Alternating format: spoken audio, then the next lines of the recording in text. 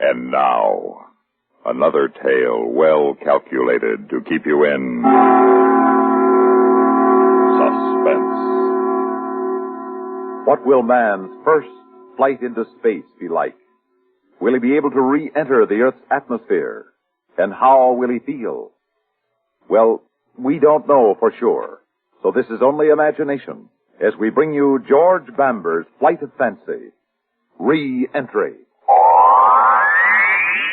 Oh, brother, this miserable cold and my sinuses. Haven't you heard about Dristan? Dristan decongestant tablets not only help drain all 8 sinus cavities, critical areas of cold's infection, but circulating through the blood, Dristan reaches all congested areas. In one fast-acting, uncoated 3-layer tablet, Dristan, for the first time, combines a decongestant to shrink all swollen membranes, relieve pressure and pain. An exclusive anti-allergen to help keep breathing passages dry and clear. Pain relievers to ease body aches, reduce fever. Vitamin C to help build body resistance. This is Dristan. Today, Dristan is widely imitated, but the exclusive Dristan formula cannot be duplicated. For real relief from cold's misery and sinus congestion, there's nothing like Dristan decongestant tablets.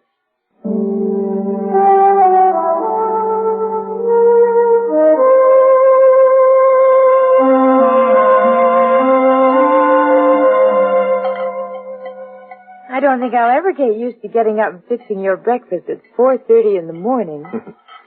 Well, a lot of men get up and go to work at 4:30 in the morning. Want some more eggs?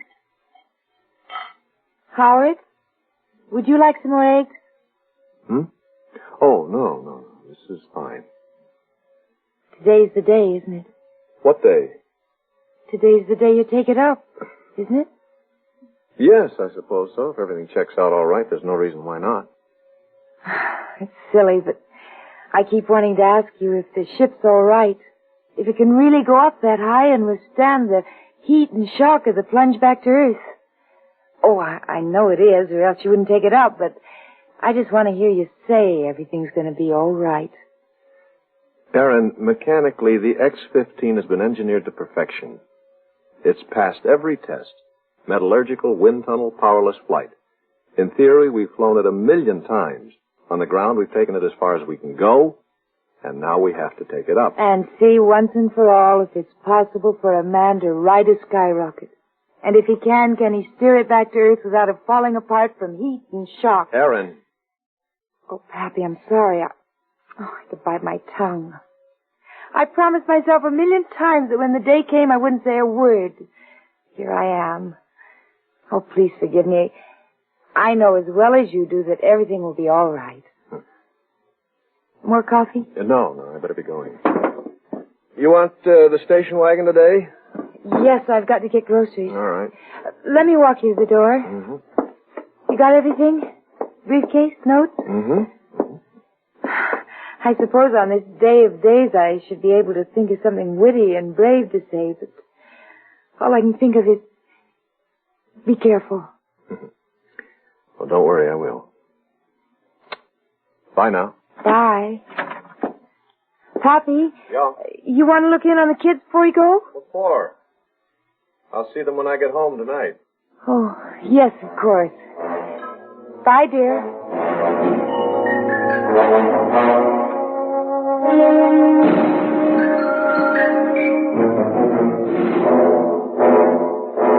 Well, that's it, Pappy. Everything has been checked and double-checked. The X-15's locked in and ready to go. At 0730 hours, Ed here will take off and carry you and your craft to 36,500 feet. Ground control will wait 2 seconds and then ignite your rockets. From then on, you're on your own. There's no change in aircraft test? No. Just don't take it more than 100 miles up. All we're interested in this trip is re-entry. And I don't think we'll have any problems there. Any questions? No, sir. Very well, then. I've got to get over to operations or I'll miss the whole show. Good luck to you both. Thank you. Thank you, sir. Well, let's take the Jeep over. Right? Well, how does it feel to be a white-collar hero? What do you mean by that? Is there any doubt in your mind, Pappy, that you'll make it? There's always doubt, Ed. That's why I fly. To eliminate doubt. Tell me something, Pappy. Are you scared? What do you think? Well, if you're like me, I know. I wonder what it will feel like to fly into the edge of space, to be out there all alone, the first man up. Ed, I know that at first I'll be heavy from the thrust of the rocket, 7 times my own weight. And then I know I'll be weightless when they cut out. And then during re-entry, as the atmosphere starts to drag against the hull of the ship, I'll slowly gain weight again. More than that, I don't know what I'll feel. I'll find out when I get there. Pappy, when we're 7 miles up, I might be so busy getting ready to drop your plane, I might forget to wish you luck. Let me do it now. Thanks, Ed. I might need it. Well, you drive or shall I? I'll drive.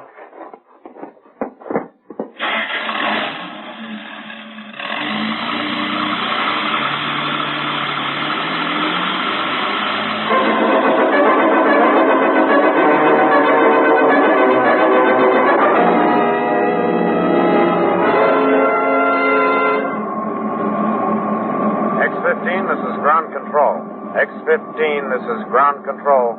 You are now 0 minus 1 minute from drop-off.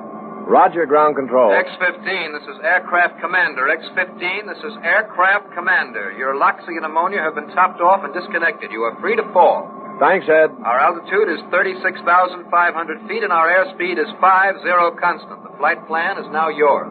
Okay, Ed.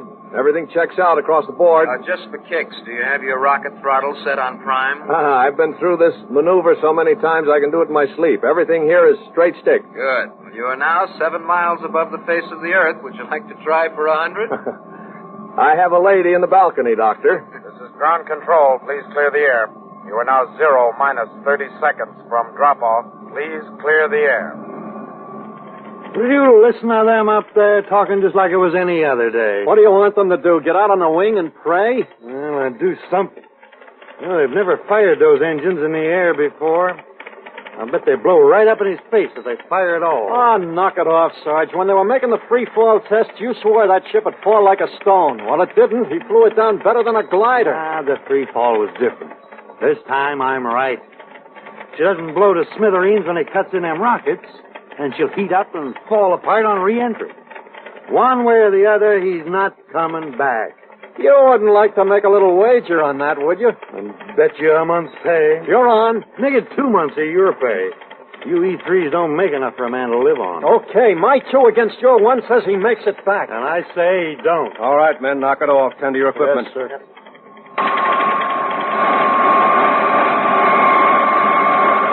You are now 0 minus 13 seconds from drop-off. Ready for countdown. Roger, ground control. Stable table. On. Primer. On. All controls operational. I'm ready to roll. Countdown. 10, 9, 8, 7, 6, 5, 4, 3, 2, drop off.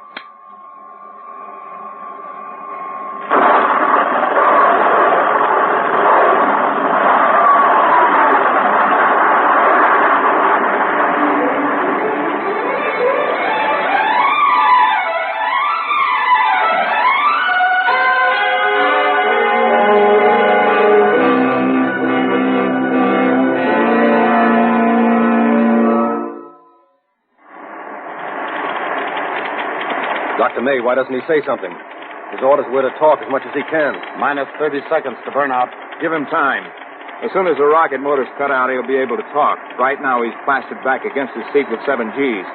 He feels that if he opens his mouth right now, his jaw will tear off. Aircraft commander to ground control. He's out of sight now. Both engines fired perfectly, and he climbed upstairs faster than anything I've seen in a lifetime of flying.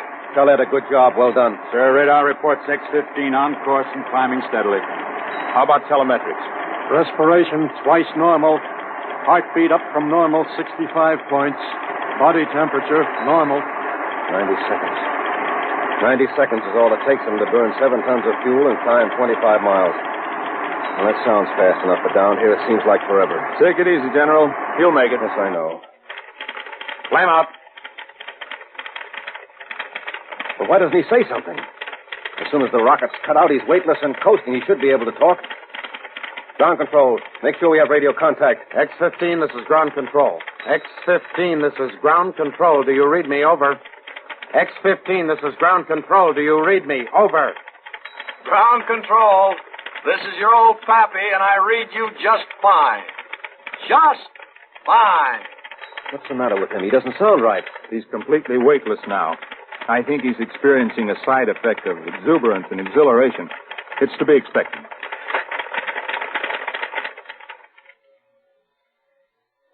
Hello, Pappy. This is General Brighton. Can you read me? Yes, General. Us chickens hear you loud and clear. Try to keep us informed as much as possible on your observations and operations. How does the ship handle? Like a dream, baby. Like an effortless dream. Everything is pinpoint control. It seems like I'm just sitting still, but the stable table says we're still climbing at 45 degrees.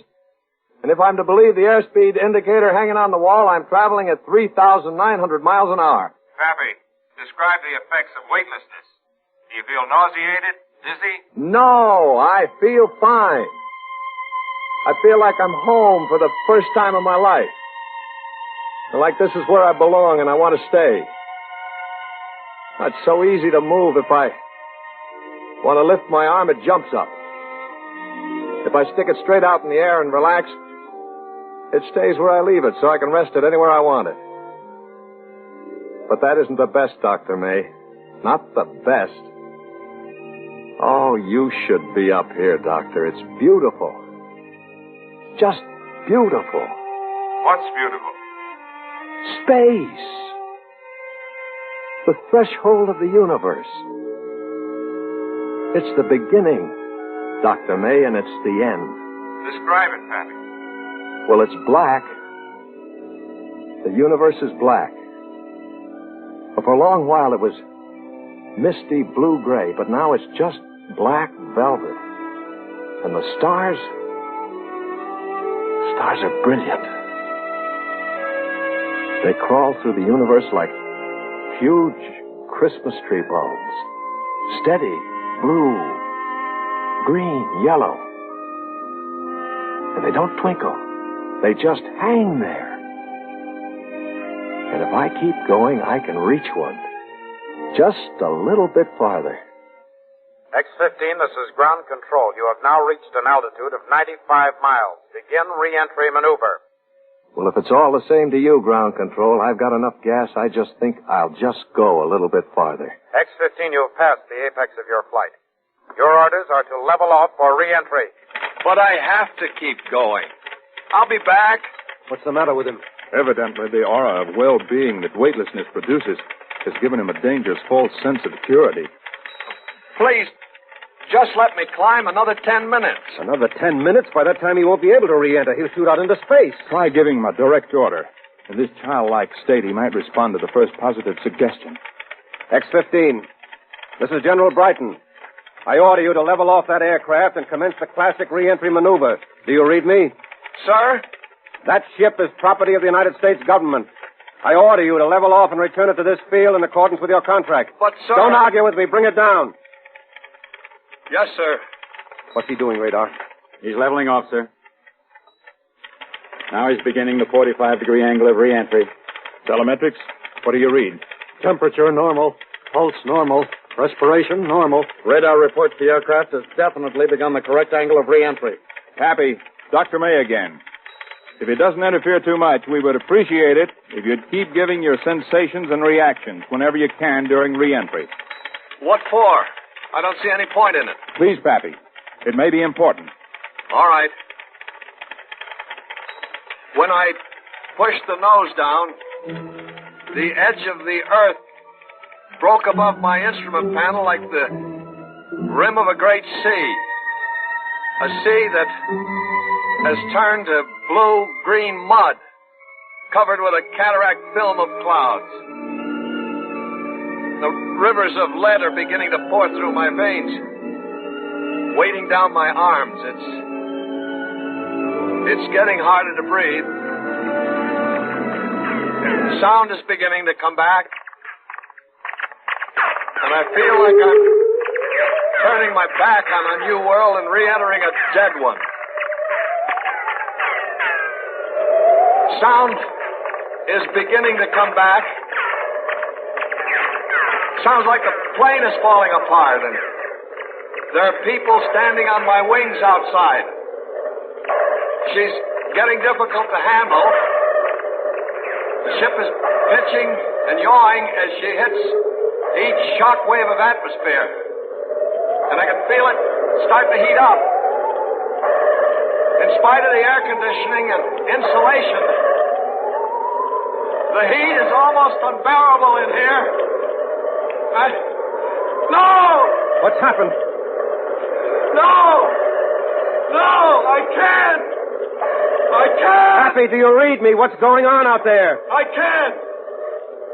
I can't come back to that crumbling world of gravity and death! I can't! He's I entering won't! the thermal thicket. What's going on out there? This is where he'll melt apart in midair. I don't belong down there. Nobody does.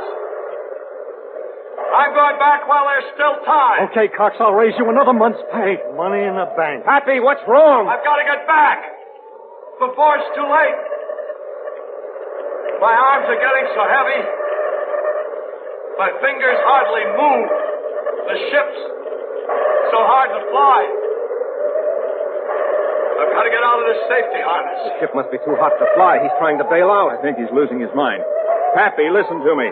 What do you think you're doing? Man was never meant to live on Earth, Dr. May.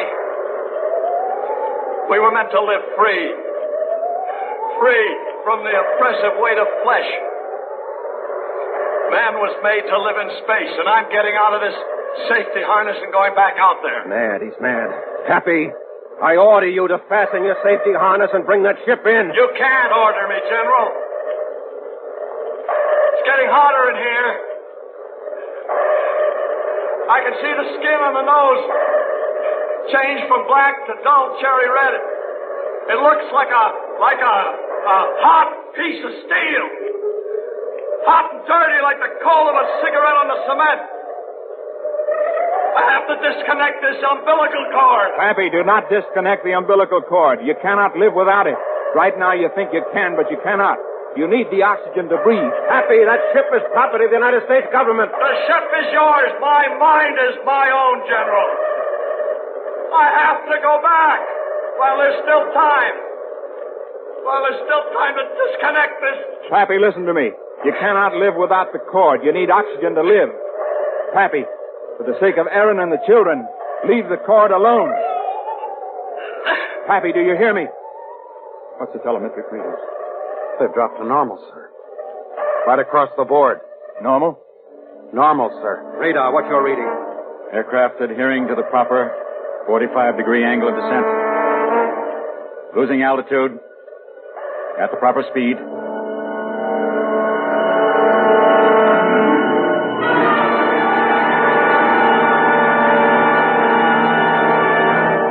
In just a moment, we will return for the concluding act of Suspense.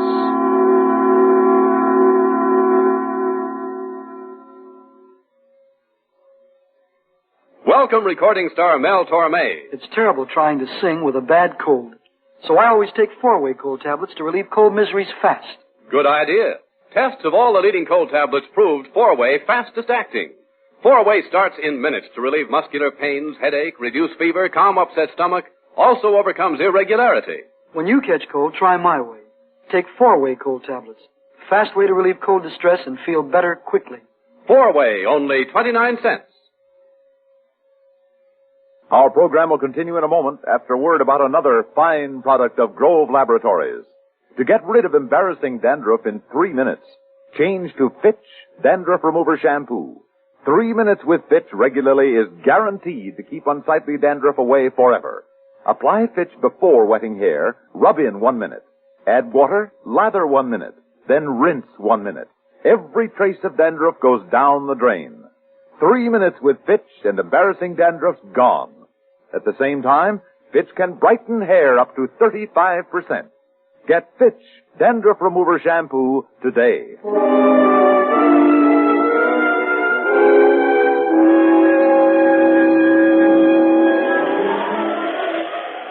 Ladies and gentlemen, this is your news reporter, Dave Miller. At the moment, I'm standing at the edge of Rogers Dry Lake in the Mojave Desert at Edwards Air Force Base in Southern California.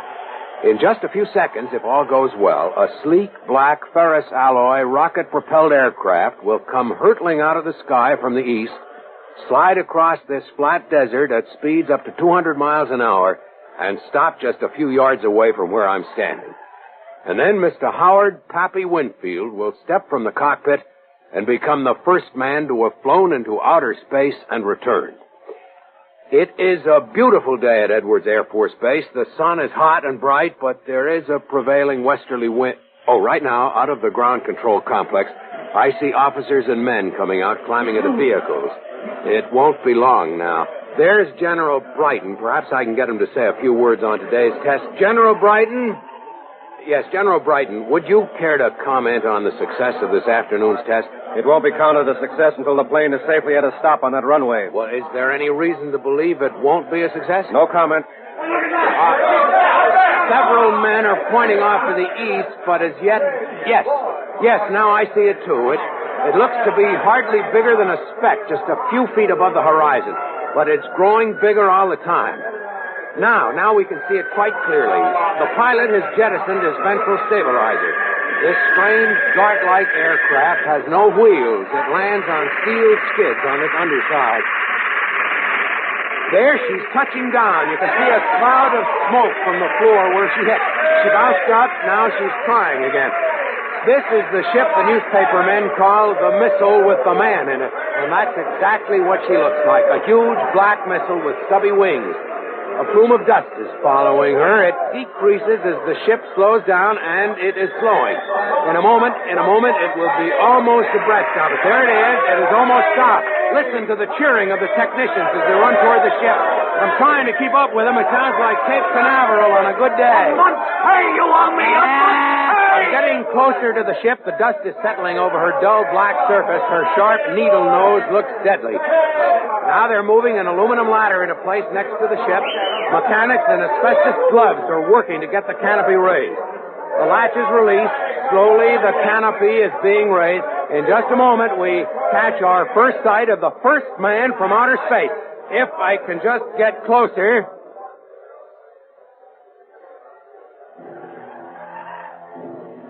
Ladies and gentlemen,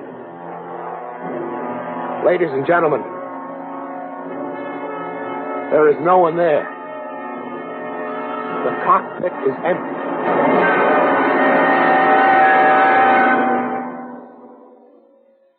Suspense.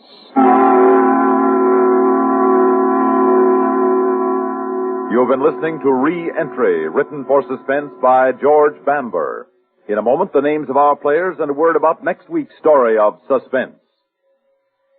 In this day and atomic age, another place to find suspense is in the news. And one reporter who never loses an opportunity to make the most of a colorful, suspenseful news story is Lowell Thomas. Heard weekday evenings on CBS Radio. Get into the habit.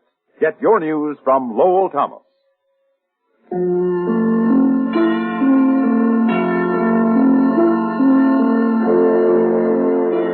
Heard in tonight's story were Lyle Sudrow as Pappy, with Margaret Draper, Les Damon, Bob Reddick, Frank Thomas Jr., Robert Donnelly, Mason Adams, Jim Bold, Frank Butler, and Whitfield Connor. Listen again next week when we return with The Last Trip, written especially for Suspense by Ralph Bell and Eugene Francis. The story of a man's last ride. Another tale well calculated to keep you in Suspense. on CBS Radio.